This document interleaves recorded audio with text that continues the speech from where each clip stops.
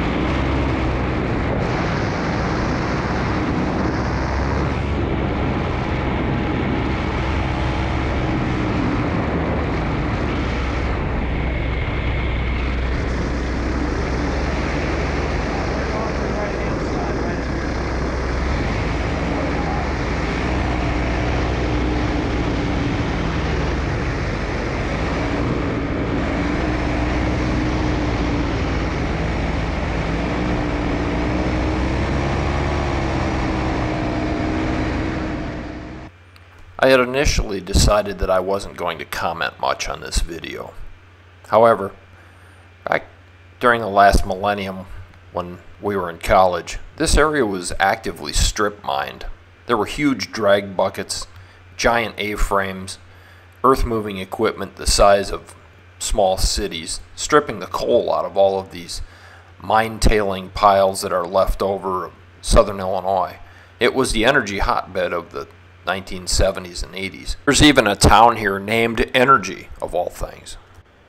I distinctly remember flying over them in training aircraft just north of the university's airport and wondering where all that coal went. Well, it all got burned to make electricity during the 80s and the 90s. Now a lot of this area is pretty much off limit to anything but foot traffic and hunters because of the level of toxicity in the soil and the poisonous runoff, but the area is recovered beautifully. It's just absolutely spectacular. Most of it's in state hands.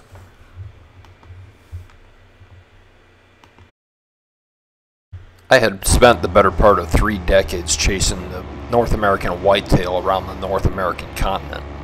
I've learned more about whitetail habitat and how deer move and where they live with a paraglider and a few times of flying than I ever did chasing them around with a bow and arrow or a rifle.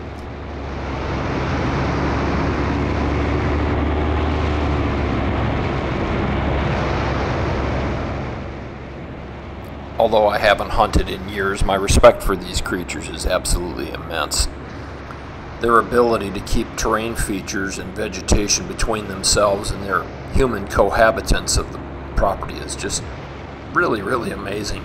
But all of those barriers go away with a paraglider. Sometimes they're more curious than I am. The ponds that have filled in these old coal seams are really beautiful. They're perfect for getting down low. There's no power lines across any of them. There's no development on any of them. I think of a few people's names that might be interested in foot dragging them.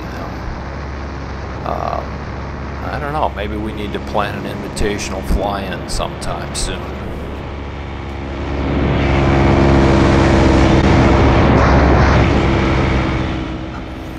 There's a few on this particular parcel of property that run for miles. Like I said, I remember the drag buckets progressing through this area, huge bulldozers. It's just a lot prettier this way than it was when there was resources to be mined.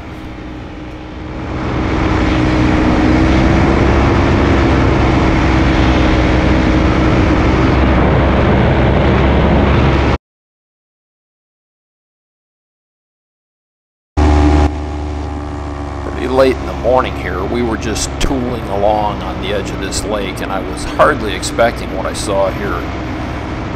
Once I got up close, I realized that the deer had moved out into the middle of this freshly planted bean field, and they were actually bedded down.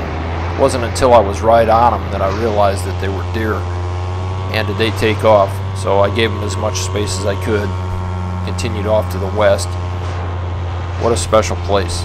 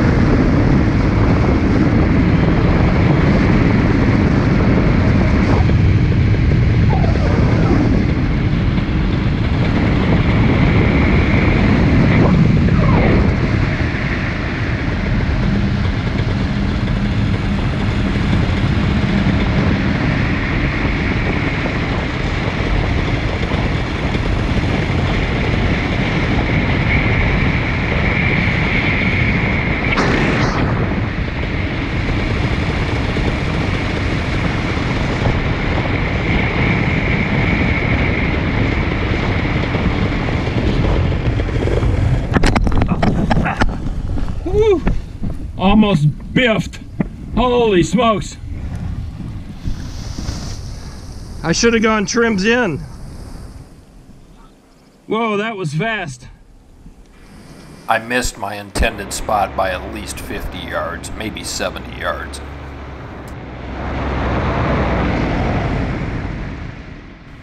But much greater accuracy with the Charger than that giant floaty Muse 3.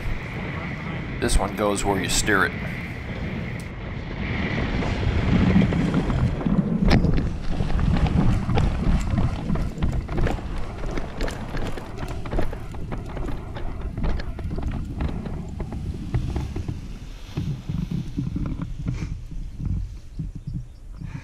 Good, very good. Alright, so here's Mark out there with the Kit Fox. He built this thing.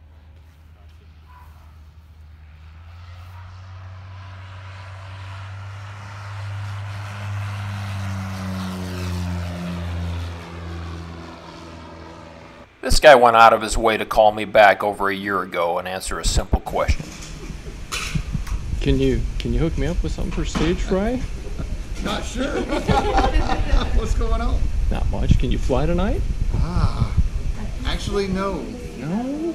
Yeah, we've got to go move furniture for great grandma. Man. Yep. What about in the morning? Next time, I'll give him a lot more heads up. Eventually on this trip, I found my way to Texas. Several times in the past I've credited my desire to fly a paraglider to Mr. God, but in all honesty, this fella taking off in the powered parachute right here was more insistent that I get back into aviation than anyone. He bought one of these things about 3 or 4 years ago and kept telling me I needed to come try it, I needed to come try it. Well, distance and time and family commitments kept us from doing that, but we finally got together here. And he's still flying the PPC pretty successfully. He takes his wife and kids and all their friends flying on a regular basis. So I joined him at his home local field. We did get one evening out of 5 or 6 in a row where the winds were gusting to 20 miles an hour, where it was safe to fly. But man, Texas is tough. Hot temperatures during the day and lots of wind in the mornings early, particularly right around an hour after sunrise. The winds were often 25 or 30 miles an hour, so it was not time to get a paraglider out of the bag. But we had one night, got out and flew a little bit.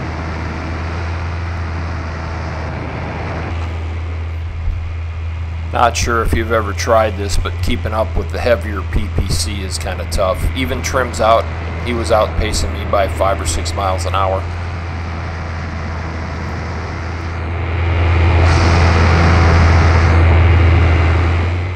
I also instinctively knew that the heavier PPC with 2 people on it probably generated a significant amount of wake turbulence. So I didn't want to get too close to being behind him, or particularly not underneath and behind him. So we flew around a little bit, came back to the field for a landing, and called it an evening.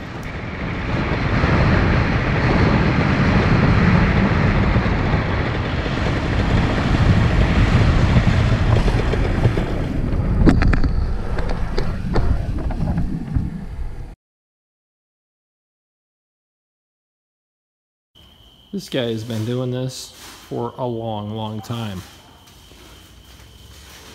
He's got more of these flying machines. Yeah. So yours is yellow. Do the colors of yours signify anything? Is it a political statement or no? While my buddy annihilates me in a game of Texas-style Jenga, played with 2x4s and plenty of Shiner draft, I want to consider what the topic of my next paragliding video will be. Either cross-country planning or how density altitude affects us in a paraglider. It's my belief that it does, so maybe weigh in on that and let me know what you think.